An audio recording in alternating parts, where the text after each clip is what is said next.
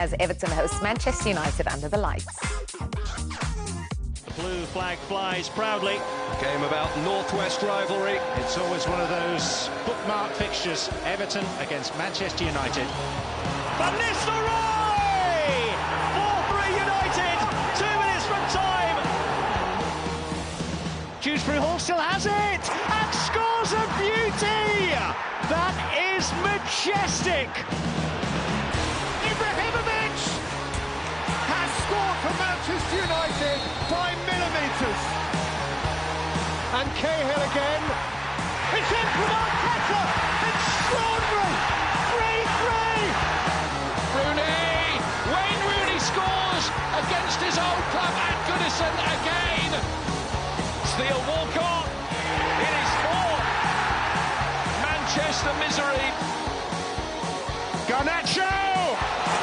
That is of the very highest order. Well, it's time now to hear from both managers, starting with David Moyes. How different are Manchester United are you facing now under the charge of Michael Carrick, obviously, compared to what you faced at Old Trafford earlier this season? Well, I don't think there's any player changes, that's for sure. I think it's roughly the same players just about as what Ruben had when he was in charge. I think Michael's come in and done a brilliant job. I really do. I think he's sort of freshened the players up with the looks of it, and certainly freshened up the support as well in the way they're getting some victories. Going away to Everton, I know it's a new stadium, but historically it's always been tough. It's always been the atmosphere and the supporters that they create. I think it's always been one of the toughest ones that I've played away from home, so we're aware of that. And then trying to be our best way we can. I think we've got things to improve on, but we've got a good base and a good foundation moving forward. Unbeaten under Michael Carrick. The smile is back. Again? The stress is gone from yourself and other Manchester United fans. Does he get the job permanently? Yeah, I went early because I said he should get the job about a month ago, genuinely. And, for me... I've got your pom-poms right here. No, sometimes these things can come back and bite you. But what I love about what he's done is he's not tried to change everything. He's brought that love back. He knows the club. I think, Steve Holland as well has been fantastic. Jonathan Woodgate, Johnny Evans. I know a lot of people have been critical of his appointment, but, whatever he is doing, it is working. Yeah. And that West Ham game, Benjamin Sesko's come under a lot of scrutiny. That finish was unbelievable. Yeah. And these are the types of things. When I was watching this game, I was thinking, we're going to get something out of this game. And it felt like the Man United of old. Casemiro then scored, it was offside. But Kobbie Mainoo, yeah. I mean, a player talking about coming back from, he started one game under Ruben, Darren.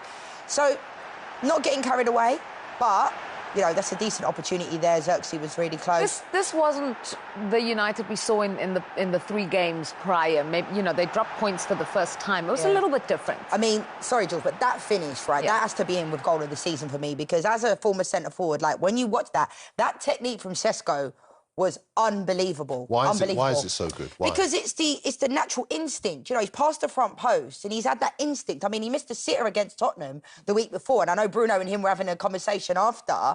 But, for me, I think he's still got a lot to learn. I know there's been a lot of comparisons between Sesko and Gyökeres because they were brought in at the same time. Gyökeres was supposed to go to Man United. But, I like what he's done so far. He's been in and out of the team. He's not been the main number 9. But at the same time, these finishes that he has are really good. And he's another one of those players who, as you mentioned, has come really good under Michael Carrick.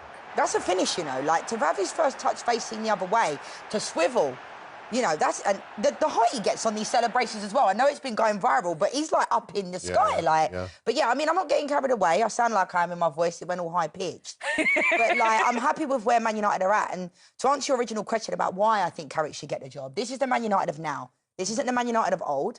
And I had to have a word with myself because I'm sitting here saying, Man United are going to get Ancelotti, they should get Emery, they should get Luis Enrique. We're not that Man United. We're still one of the biggest football clubs in the world, Darren, but we're not that Man United as we were under Sir Alex. Yeah, no, listen, I agree with you, but I don't actually agree for a slightly different reason. I don't think that you're settling for Michael Carrick. I think if you look at all the different metrics, he ticks the boxes. He's improved player. Sesko looked like he was an expensive mistake, and now he looks as though he's a decent striker. He's brought the feel-good factor back to the club. He's got them playing in the way that we've come to understand Man United should be playing, which is with adventure and confidence and charisma. And I think as far as he is concerned, he's one of your own. So why would you not keep him? And there must also be this element from the players. They've seen what he's done.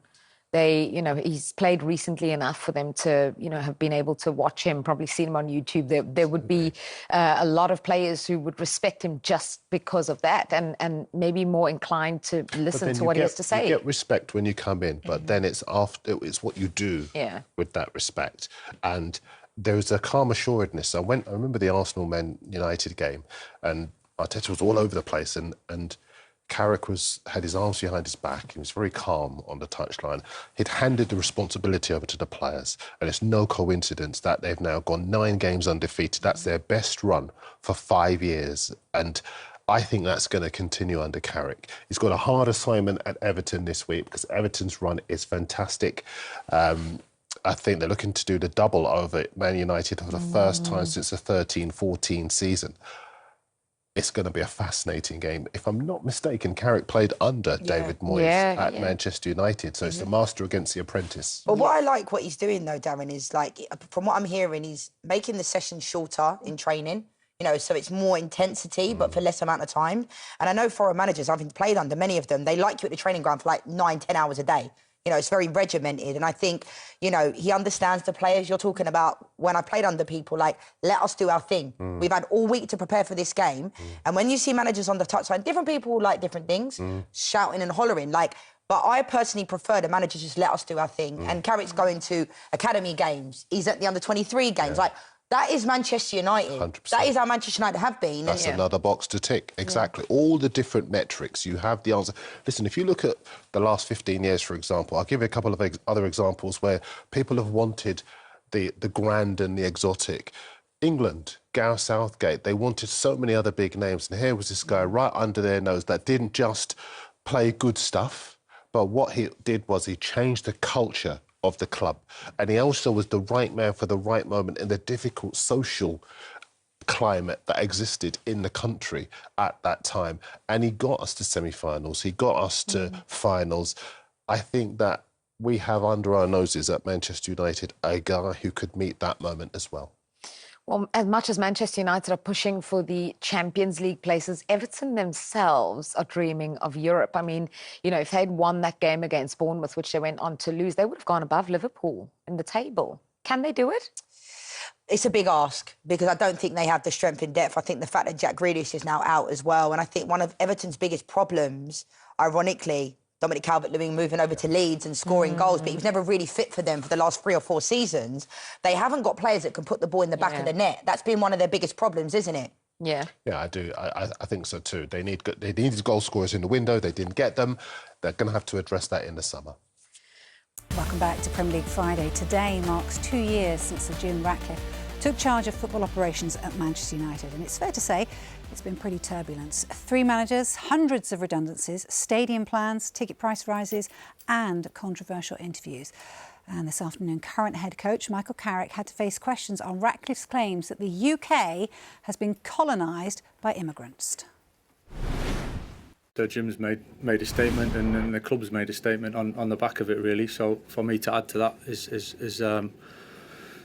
it's not my place to add to that. I think enough's been said in that regard. I think what I can say is, as I've been around this club many years, and I think we always make a huge impact throughout globally in whatever way, and we're really responsible for that. And I think we're really proud of the environment and the culture that we've got at the club, and equality and diversity and respect for each other is something that we look to carry through every day. And I've travelled the world and I know what this club means to an awful lot of people, so fully aware of the responsibility, and we're trying to carry that out every single day. I can only speak from my personal experiences of being here for a long time, and with various managers, with various staff, supporters largely probably stayed the same, gathered some new supporters over the years, but all backgrounds, different backgrounds, and it's something we're fully aware of, and I am, and I'm proud of what the club stands for and has done for so long, really, and I'm really aware of that.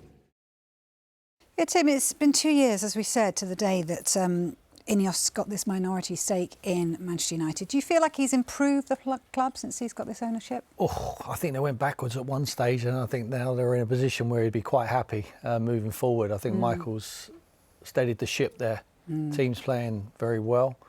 It's a small sample size, obviously, but I really think that they will go on and finish in the Champions League spots, which that club needs. Robbie talked about the finances, what that brings to any football club. Manchester United have to be in the Champions League, and I think Michael Carrick has put them in a position to be able to achieve that. I really believe they will get there. But they've gone for a few managers to be able to get to this one, and this one's only till the end of the season, so it'd be really interested. I'm interested to see what they do at the end of the season. I think that Michael Carrick might do so well that it's impossible for them not to give him the job on a full-time basis, because no Thomas Tuchel anymore. You know, it looks like Mauricio Pochettino. We're